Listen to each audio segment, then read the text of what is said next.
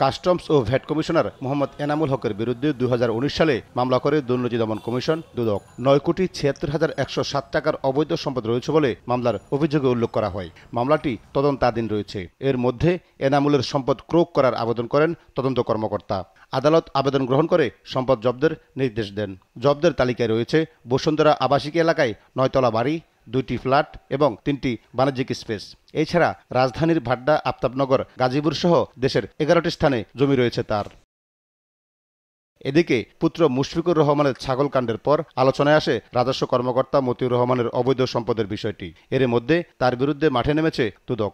মতিউরের বিদেশ যাত্রায় নিষেধাজ্ঞা দেওয়ার পাশাপাশি তার অবৈধ সম্পদের অনুসন্ধানে নেমেছে দুর্নীতি দমন কমিশন। তার সম্পদ ক্রোক করার জন্য আদালতে আবেদন করেন দুদক কর্মকর্তা। মতিউর এবং তার স্ত্রী সন্তানদের সম্পদ ক্রোক করারও নির্দেশ দিয়েছেন আদালত।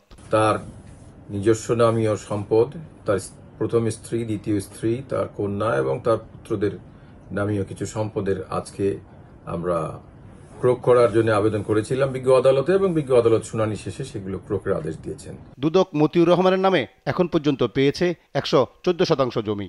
তার স্ত্রী লাইলা কানিজের নামে আছে 522.52% জমি। ছেলে আহমেদ তৌফিকুর অর্ণবের নামে পাওয়া গেছে 275.875% জমি। মেয়ে ফারজানা রহমান ঈশিতার নামে পেয়েছে 106.56% জমি। একই ব্যক্তির নামে বসুন্ধরায় 5 কাঠার উপরে বহুতল ভবনটিও জব্দ করা হয়।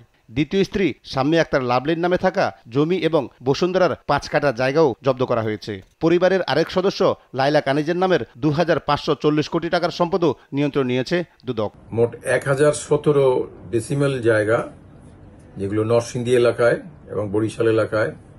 এছাড়াও রয়েছে 3টি ফ্ল্যাট, যার একটি ধানমন্ডিতে, 2টি বসুন্ধরায় এবং আরেকটি 5 কাঠা প্লটের উপরে 5 তলা বহুতল ভবন একটি নির্মাণ করা আছে।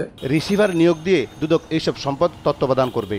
একই সাথে পর্যায়ক্রমে অন্য সম্পদও জব্দ করা হবে। তাছাড়া অভিযুক্তদের বিরুদ্ধে আইন অনুযায়ী পরবর্তী করণীয় ঠিক করা হবে বলে জানান দুদক আইনজীবী।